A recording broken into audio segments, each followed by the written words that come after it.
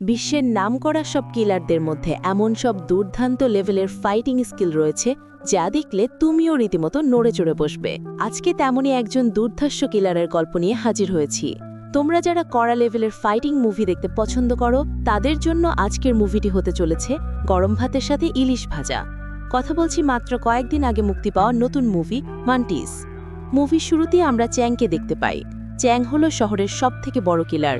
টাকার বিনিময়ে চ্যাং সব ধরনের খুন করতে পারে, আর এই কাজে চ্যাং আজ পর্যন্ত কোনো মিশনই ব্যর্থ হয়নি। কোরিয়াতে এমন সব কোম্পানি রয়েছে যাদের কাজ হলো মানুষ হত্যা করা। তার মধ্যে সবথেকে বড় কোম্পানি এমকে হয়ে কাজ করে যাচ্ছে চ্যাং। অনেক বছর পর আজ সে তার নিজ শহরে ফিরে এসেছে নতুন একটা মিশন সাকসেস করার জন্য। এমকে কোম্পানির চেয়ারম্যান তখন চ্যাংকে বলে, দ্রুত কাজ শেষ করো, আমি গাড়িতে বসছি। শুরু হয়ে যায় চ্যাংয়ের মিশন। যে লোকটিকে তার মারতে হবে সেও ছিল একটা ভাড়াটি খুনি, তাই লড়াইয়ের এক পর্যায়ে সে চ্যাংকে কাবু করে ফেলে। কিন্তু চ্যাংকে আজ অবধি কেউ হারাতে পারেনি। তাই প্রথমে চ্যাং তার পায়ে ধারালো ব্লেড ঢুকিয়ে দেয়, এরপর তার হাত কেটে দেয়। আর মিশনের অন্যতম কাজ হলো টার্গেটকৃত লোকের মাথা কেটে ফেলা। ব্যাস, চ্যাং এবার সেই কাজটিও কমপ্লিট করে ফেলে। চ্যাংয়ের এমন দুর্দান্ত কাজ দেখে এমকে কোম্পানির চেয়ারম্যান তার সাথে আগামী 7 বছরের জন্য চুক্তি করে নেয়। এরপর চ্যাং চলে যায় এমকে কোম্পানির গ্যাং লিডার ডুগ্গুর সাথে দেখা করতে। প্রথমে তার উপর ক্ষোভ দেখালো, পরক্ষণে বুকে জড়িয়ে নেয়। এরপর তাকে নিজ বাড়িতে নিয়ে আসে। চ্যাং কিছু বুঝে ওঠার আগে ডুগ্গু তার উপর হামলে পড়ে আর চ্যাংকে উদম কেলানি দিতে শুরু করে দেয়। এরপর নিজেই তাকে উঠিয়ে আবারও মারতে শুরু করে। তখন চ্যাংও আর থেমে থাকে না, শুরু করে দেয় তার ফাইটিং স্কিল। তুমি হয়তো ভাবছো তারা যদি একই দলের লোক হয়ে থাকে তাহলে মারপিট কেন করছে? মূলত এই লড়াইয়ের মাধ্যমেই তারা নির্বাচিত করে থাকে কার শক্তি কত বেশি। চ্যাং বলে, এবার তো হার মেনে নিবে নাকি? তখন ডুগ্গু দুটো নাইফ নিয়ে তার উপর হামলে পড়ে। চ্যাং তখন ডুগ্গুর প্রিয় শোপিস সামনে তুলে ধরে, ফলে ডুগ্গু সেখানেই থেমে যায়। চ্যাং বলে, আমার অনেক ক্ষুধা পেয়েছে, তাই এবার অন্তত আমাকে কিছু খেতে দাও। পরের দিনে চ্যাং চলে আসে মিনের সাথে দেখা করতে, যেখানে মিন কিছু বডি শেপ বানিয়ে সেগুলোর সাথে ফাইট অনুশীলন করে যাচ্ছিল। তখন আমাদেরকে ফ্ল্যাশব্যাকে দেখানো হয় কয়েক বছর আগে চ্যাং আর মিনের মধ্যে যখন শক্তি পরীক্ষার লড়াই শুরু হয়েছিল, তখন সেই লড়াইয়ে চ্যাং হেরে গেলে মিন তাকে উঠার জন্য হাত বাড়িয়ে দেয়। ফ্ল্যাশব্যাক শেষ হলে দেখানো হয় পরদিন চ্যাং মিনের সহকর্মী লি এর কাছে গিয়ে বলে, ধরো বি নামের কেউ একজন এ নামের একজনকে বলছে যে তার বয়ফ্রেন্ড রয়েছে, কিন্তু আমি খোঁজ নিয়ে জানতে পারলাম যে তার কোনো বয়ফ্রেন্ড নেই। এর মানে কি হতে পারে বলো আমাকে? তখন লি বলে, এর মানে হলো বি চাচ্ছে যেন এ তার কাছাকাছি ঘোরাঘুরি না করে। হয়তো বি একে কোনোভাবেই পছন্দ করে না, তাই এটা বলেছে। এটা শুনে চ্যাং রাগ করে সেখান থেকে চলে যায়। এরপর তারা সবাই মিলে একটি গেম কম্পিটিশন দেখে। মূলত তারা সবাই চায় এই যুদ্ধে বিজয়ী হতে। কোম্পানি থেকে দেওয়া প্রত্যেকটি খুন যে ঠিকঠাকভাবে করতে পারবে সেই হবে কোম্পানির সবথেকে বড় ডিমান্ডেবল খুনি। কিন্তু চ্যাং বলে, এভাবে অন্যের হয়ে কুকুরের ন্যায় আমি আর বাঁচতে পারবো না, তাই আমি নিজেই একটি কোম্পানি তৈরি করব, আর যার নাম হবে ম্যান্টিস। তারপর তাদের ম্যান্টিস কোম্পানির গোপন মিশন শুরু হয়ে যায়। টপ অফ দ্য কোম্পানি হিসেবে ম্যান্টিস জায়গা করে নেয়, কারণ ম্যান্টিস কোম্পানির খুনগুলো একের পর এক সফল হতে শুরু করে। পরদিন ডুগ্গু চ্যাংকে বলে, তুমি যার জন্য ভালোবাসা অনুভব করো অথচ সেই তোমাকে খুন করতে চায়। কিন্তু চ্যাং তার কোনো কথাই বিশ্বাস করতে পারে না। তখন ফ্ল্যাশব্যাকে দেখানো হয় মিম ডুগ্গুকে বলে, তুমি আমাকে রেখে চ্যাংকে কেন বেছে নিয়েছো? তখন ডুগ্গু বলে, তোমাকে জাস্ট কেটে ফেলা হতো যদি তুমি সত্যিকারের ব্লেডের সাথে লড়াই করতে, যেটা শুধুমাত্র চ্যাংয়ের দ্বারাই সম্ভব হয়েছে। তাই আমি চ্যাংকে এই শহরে আবার ফিরিয়ে এনেছিলাম। তখন মিম বলে, তাহলে চলো আসল ব্লেডের সাথে লড়াই করা যাক, আর প্রমাণ হয়ে যাবে কে সত্যিকারের কিলার। কিন্তু ডুগ্গু তাকে অপমানিত করে বের করে দেয় আর বলে, তোমার মতো শিশুদের দ্বারা কাজ করে কোম্পানির ক্ষতি আমি হতে দিতে পারি না। এটা শুনে মিম অনেক কষ্ট পায় আর ঝাঁপিয়ে পড়ে তার উপর, কারণ মিনের কাছে তার ক্ষমতাটাই অনেক বেশি। যে কোনো কিছুর বিনিময়ে হলেও মিন তার ক্ষমতা হারাতে পারবে না। ডুগ্গু বলতে থাকে, চেয়ারম্যান সবসময় আমার সাথে পাগলা কুকুরের ন্যায় আচরণ করত, তার কাছে আমার কোনো মূল্যই ছিল না। তাই আমি বুদ্ধি খাটিয়ে সেদিন মিনকে বলেছিলাম চেয়ারম্যান আসলে তাকে বলেছিল তাকে দিয়ে কিছুই হবে না, তাই সে নিরীহ কুকুর হয়ে চেয়ারম্যানের লোকদের পিছনে লেগেছিল। আজ সে তোমাকে খুন করার জন্য অপেক্ষায় রয়েছে। মূলত এই জগৎটাই হচ্ছে কে কাকে হারিয়ে দিয়ে নিজে এগিয়ে যাবে।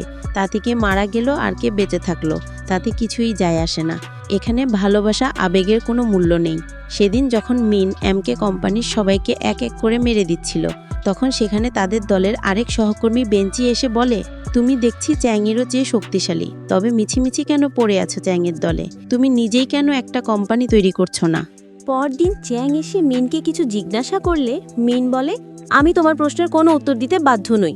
তখন চ্যাং বলে, ভুলে যেও না আমি তোমার বস, তাই আমার কথা শুনতে তুমি বাধ্য। এটা শুনে মিন বলে, শুরু করা যাক তাহলে। মুহূর্তের মধ্যেই দুজনের মধ্যে শুরু হয়ে যায় শক্তি পরীক্ষার এক মহা অধ্যায়। এক পর্যায়ে চ্যাং মিনের কাছে হার মেনে নেয়।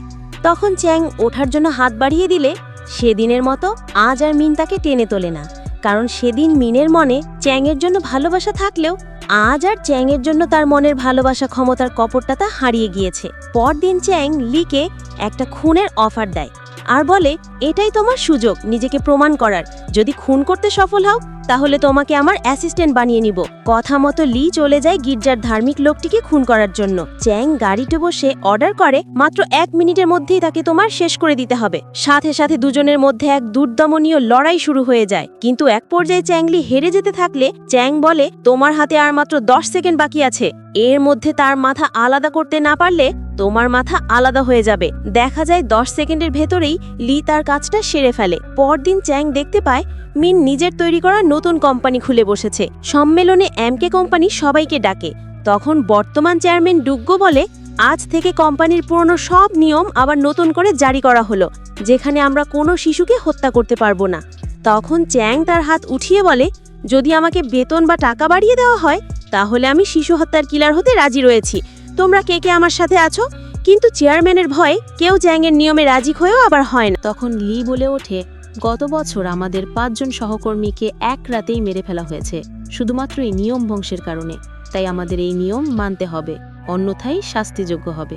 তখন নিয়ম অনুযায়ী চেয়ারম্যান চ্যাংকে মারতে যাওয়ার আগেই মিন তাকে মেরে দেয়। তখন চেয়ারম্যান চ্যাংকে বলে, তোমার কাছের মানুষটি তোমাকে মেরেছে, যার জন্য তুমি দিও না হয়ে থাকো। এর থেকে লজ্জা তোমার জন্য আর কিছুই হতে পারে না, তাই চোখ খোলো আর উঠে পড়ো। তখন মিন সেখান থেকে চলে যেতে থাকে। এর পরের সিন আমরা দেখতে পাই সেই লোকটি বেঁচে আছে, যাকে মুভির প্রথম সিনে চ্যাং গলা কেটে দিয়েছিল। আসল কাহিনী হচ্ছে চ্যাং সেদিন তাকে মারেনি, বরং সেটার একটা নাটক সাজিয়েছিল শুধুমাত্র। তখন লোকটি বলে, আমি আর তোমার কথা মতো কোনো কাজ করতে পারবো না, প্রয়োজনে আমাকে মেরে ফেলো। ভেবো না তুমি আমার জীবন বাঁচিয়েছ বলে আমি তোমাকে ধন্যবাদ জানাবো। তখন চ্যাং বলে, নিজের অযোগ্যতার কারণেই তোমার আজ এই বেহাল দশা। এমন কোথাও চলে যাও যেখানে তোমাকে আর কেউ কোনোদিন চিনবে না। পরের সিনে ডুগ্গু ফোন করে চ্যাংকে বলে, আমাকে রক্তমাখা ছুরি তুমি পাঠিয়েছ তাই না? তবে আমিও তার ঠিক জবাবটা সময় মতোই দিয়ে দিব। তখন চ্যাং বলে ওঠে, আমি তোমাকে কোনো রক্তমাখা ছুরি পাঠাইনি। কিন্তু ডুগ্গু বলে, তুমি আমাকে খুন করার ফাঁদ তৈরি করেছ, আর আমি তোমাকে ছেড়ে দেব ভাবছ? এটা শুনে চ্যাং বলে, ঠিক আছে, তাহলে শুরু হবে আমাদের মধ্যে খেলা। মূলত সাবেক চেয়ারম্যান ছুরিতে রক্ত মাখিয়ে ডুগ্গুকে পাঠিয়েছে তাকেই মারার জন্য। ডুগ্গু তার টিমকে এত বেশি শক্তিশালী করে তুলেছিল যে চেয়ারম্যান গা ঢাকা দিতে বাধ্য হয়েছিল। এরপর একজন মহিলা এসে চ্যাংয়ের গাড়িতে উঠে বসে আর বলে, রক্তমাখা ছুরিটা পাঠিয়ে দেওয়া হয়েছে, এবার তোমার ইচ্ছে তুমি তাকে খুন করবে নাকি রক্ষা করবে। এই মহিলাটির নাম হচ্ছে বুকসুন। সে চ্যাংয়ের থেকেও বড় কিলার চার। তার কাছে যে কোনো খুন পান্তা ভাতের মতোই সহজতর। তবে এই মহিলাটির কাহিনী নিয়ে আরেকটি মুভি কয়েক বছর আগেই মুক্তি পেয়েছে। তো চলো গল্পে ফিরি আবার।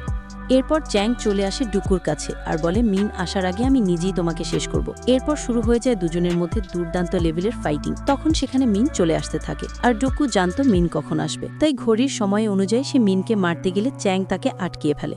এরপর চ্যাং ডুকুকে মারতে গেলে মিন এসে চ্যাংকে মারতে শুরু করে। চ্যাং বলে, তুমি কি পাগল হলে নাকি? মিন বলে, আজ 3 জন নয়, শুধুমাত্র এইখানে দুজনের মধ্যে লড়াই হবে। এরপর মিন ডুকুকে মারতে থাকে। চ্যাং মিনকে বাঁচাতে গেলে উল্টো মিন তার গলায় ছুরি ধরে। তখন ডুক্কু বলে, দেখলে তো, আমার কথাটাই সত্যি ছিল, তুমি মিথ্যে আবেগে ভেসে বেড়াচ্ছ। ডুক্কু এই সুযোগে অ্যাটাক শুরু করে দিলে মিন তার সাথে লড়াই শুরু করে। 3 জনের এক দুর্দমনীয় লড়াইয়ের এক পর্যায়ে মিন ডুক্কুর হাতে দুর্বল হয়ে পড়ে। তখন চ্যাং তার ধারালো ব্লেড বের করে গ্লাসের ভেতর দিয়ে ছুঁড়ে মারে। আর এইবার শুরু হয়ে যায় এক মহা আক্রমণ। চ্যাং আর ডুগ্গুর মধ্যে লড়াই শুরু হতে থাকলে সুযোগ বুঝে মিন তলোয়ার নিয়ে চ্যাংয়ের কোটের ভেতর দিয়ে ডুগ্গুর বুকের ভিতর ঢুকিয়ে দেয়। তখন ডুগ্গু চ্যাংকে বলে, তুমি হেরে গেলে, আর মিন যেতে গেল আমাকে মেরে। তখন চ্যাং বলে, আমি জিতব আর আমি হব এই শহরের সেরা কিলার। এই বলে চ্যাং নিজ হাতে তাকে মারতে চায়, কারণ চ্যাং চায় সেই হবে এই মিশনের সাকসেস। আর মিশন শুধু চ্যাংয়ের না, ছিল চেয়ারম্যানেরও। তাই সে শুরু থেকেই সে চেয়ারম্যানের সাথে মিলে ডুকুর সাথে নাটক করেছে। তখন ডুকু বলে, আমাদের মধ্যে কেউ একজন মরার আগ পর্যন্ত এই সমস্যা কোনোদিনও শেষ হবে না। এটা শোনার সাথে সাথে মিন এসে তলোয়ার দিয়ে শেষবারের মতো তার নিঃশ্বাস বন্ধ করে দেয়। কিন্তু ডুকু মরতে মরতেও বীর বেশ ধারণ করেই তারপর মরে। এরপর মিন কাঁদতে কাঁদতে চ্যাংকে বলতে থাকে, সেদিন তুমি হেরে যাওয়ার পর আমি তোমাকে হাত বাড়িয়ে দিয়েছিলাম করুণা দেখিয়ে, বিনিময়ে তুমি আমাকে হারিয়ে দিতে চেয়েছো। আমার ভুল ছিল সেদিন, আমি তোমাকে হাত বাড়িয়ে দিয়েছি। তখন চ্যাং বলে ওঠে, তুমি কোনো ভুল করোনি, ভুল করেছিলাম আমি তোমাকে ভালোবেসে। আজ তুমি জিতে গিয়েছো এই ফাইনাল মিশনে, আর তুমি হলে শহরের সবথেকে বড় কিলার। এই বলে চ্যাং সেখান থেকে চলে যায়। এই সিনেমাতে বোঝানো হয়েছে দুর্বলদের শক্তিশালীরা খায় আর শক্তিশালীরা দুর্বলদের শিকার করে। এরকম পৃথিবীতে আমরা বাঁচতে হলে আমাদেরকে নিষ্ঠুর এবং শক্তিশালী দুটোই হতে হবে, তবেই তুমি বাঁচার মতো বাঁচতে পারবে। মুভিটির গল্পও খুবই সীমিত, শুধুমাত্র ফাইটিং বেশি, তাই আমি চেষ্টা করেছি তোমাদেরকে একটু ফাইটিং বিনোদন দেওয়ার। তবে এই মুভিটি দেখার পর তোমাদের মনে কিছু প্রশ্ন থেকে যেতে পারে, কারণ এই মুভিটি রিলেটেড কয়েক বছর আগে আরেকটি মুভি গিল বুকসং নামের একটি মুভি মুক্তি পেয়েছিল, যেখানে দেখানো হয়েছিল অপরাধ জগতের সমস্ত কুকাণ্ড। ভিডিওটি ভালো লাগলে চ্যানেলটি সাবস্ক্রাইব করো আর কমেন্ট করে জানিয়ে দিও আমার এক্সপ্লেনেশন তোমাদের কাছে কেমন লাগে। সে পর্যন্ত বাই বাই, নতুন ভিডিও নিয়ে আবার হাজির হব।